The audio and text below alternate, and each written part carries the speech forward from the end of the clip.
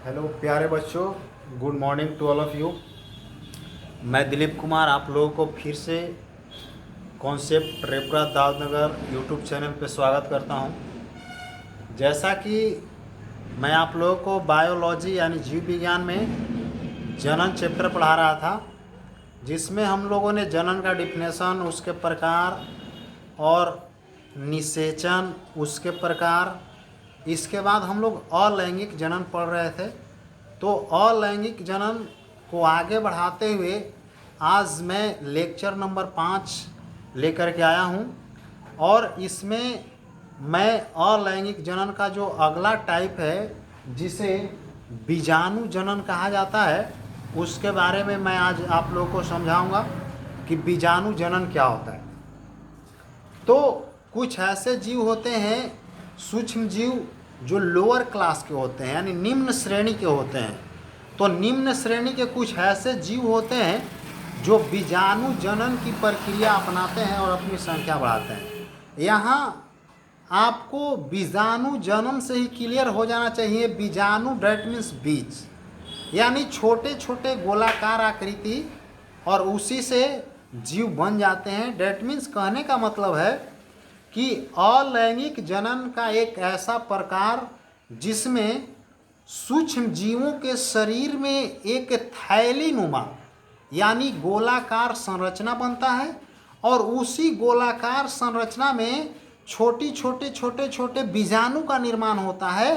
और वही बीजाणु जब अनुकूल परिस्थिति आता है तो बाहर का जो आवरण होता है वो फट जाता है, और फट करके बीजाणु जो होते हैं वायुमंडल में फैल जाते हैं, यानी इधर उधर बिखर जाते हैं। और जब प्रतिकूल परिस्थिति आता है तो वे जो होते हैं बीजाणु अपनी संख्या को बढ़ाने लगते हैं, और इसी प्रकार के जनन को बीजाणु जनन कहा जाता है। और ये जो जनन होता है मुख्य रूप से आपका जीवाणुओं में, शैवालों में और कवकों में होता है। जैसा कि मैं एक आप लोग को एग्जाम्पल दिया हूँ, ये एक जीव है जिसका नाम है राइजोपस। अब ये जो राइजोपस है, आप देख रहे हैं, राइजोपस बाहर में एक थैली नुमा संरचना बना हुआ है। इस थैली नुमा संरचना के अंदर में छोटा छोटा गोल गोल गोल गोल बीज के समान बहुत सारे आकृति बने हुए हैं, जिसे बीजाणु कहा जाता है। और ये जो बीजाणु होते हैं, और इसके बाहर में एक आवरण बना हुआ होता है, बीजाणु के बाहर एक आवरण बना होता है, एक लेयर बना होता है, जिसे बीजाणु धानी कहते हैं। और इस बीजाणु धानी जो होता है, इस बीजाणुओं को प्रतिकूल परिस्थिति में सुरक्षा देने का काम करता है। और जब अनुकूल परिस्थिति आता है, तो यहाँ मैं फिगर बनाया हूँ, अनुकूल परिस्थिति में ये बाहर का जो कवच होता है, जो बीजाणु धानी होता है, वो फट जाते हैं, और फट करके वो जो बीज होते हैं सारे वायुमंडल में फैल जाते हैं, क्योंकि वो बीज बहुत हल्का होता है, बीजाणु बहुत हल्के होते हैं और फैल जाते हैं। और फैलने के बाद जब प्रतिकूल परिस्थिति आता है, यानी उनके लायक जब माहौल आता है, तो वे अपनी जनन को प्रारंभ कर देते हैं, यानी अपनी संख्या को बढ़ा लेते हैं। तो इस प्रकार से बीजाणुओं की सहायता से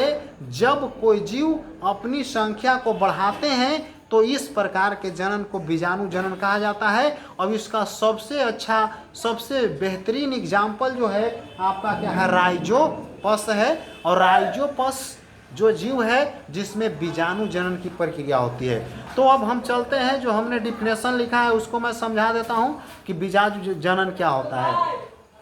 तो लिखा गया है कि अलैंगिक जनन का वैसा प्रकार, अलैंगिक जनन का वैसा प्रकार जिसमें जीवों के शरीर में सूक्ष्म थैली नुमा संरचना बनता है, और ये संरचना का निर्माण होता है, उसमें छोटी छोटी गोलाकार बीजाणु बनते हैं, और जिसे स्पोर भी कहा जाता है, बीजाणु को स्पोर भी कहा जाता है। और इसी बीजाणु जो होते हैं की मदद से वो जीव अपनी संख्या को बढ़ा लेता है। तो इस प्रकार के जनन को बीजाणु जनन कहा जाता है। और इस प्रकार का जनन जीवाणुओं में होता है, कुछ शैवालों में होता है, और कवकों में होता है।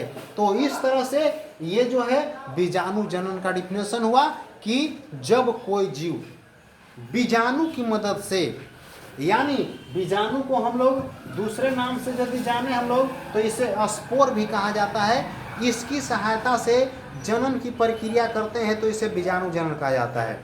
यहाँ से ऑब्जेक्टिव क्वेश्चन क्या आ सकता है कि बीजाणु का निर्माण कहाँ होता है, तो बीजाणु का निर्माण बीजाणु धानी में होता है, जो बाहर का लेयर होता है। और बीजाणु धानी जो होते हैं बीजाणुओं को प्रतिकूल परिस्थिति में सुरक्षा देने का काम करते हैं, यानी सुरक्षा कवच होता है, बाहरी से आवरण होता है। और ये बीजाणु धानी तब फटता है जब अनुकूल परिस्थिति आता है, और अनुकूल परिस्थिति आने के बाद ये फटते हैं और इससे बीजाणु निकल जाते हैं, और निकलने के बाद वो अपनी संख्या को क्या कर लेते हैं, बढ़ा लेते हैं। और इसका एग्जाम्पल की बात करूं तो जीवाणु में बीजाणु धानी के द्वारा होता है, शैवालों में भी कुछ होता है और कुछ कवकों में भी होता है। और हल्का ये जो होते हैं बीजाणु बहुत हल्के होते हैं, तो ये हवा के माध्यम से भी दूसरे स्थान पर चले जाते हैं, पानी के माध्यम से भी चले जाते हैं, और दूसरे जगहों पर भी जा कर के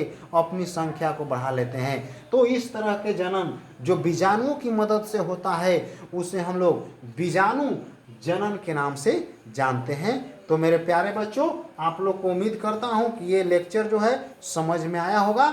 अब ये परीक्षा के दृष्टि से जो है 1-2 क्वेश्चन इससे बनते हैं। जैसे इससे क्वेश्चन क्या बन सकता है कि कवक में कौन सा जनन होता है, तो कवक में आप बोल सकते हो कि बीजाणु जनन होता है। शैवाल में कौन सा जनन होता है, तो बीजाणु जनन होता है। इसके बाद जीवाणुओं में कौन सा जनन होता है, तो बीजाणु जनन होता है।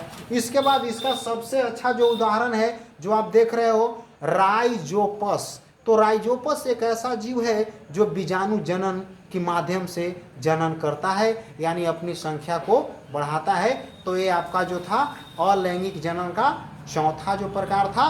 अब जो है अगले प्रकार को हम लोग अगले वीडियो में देखेंगे बच्चों।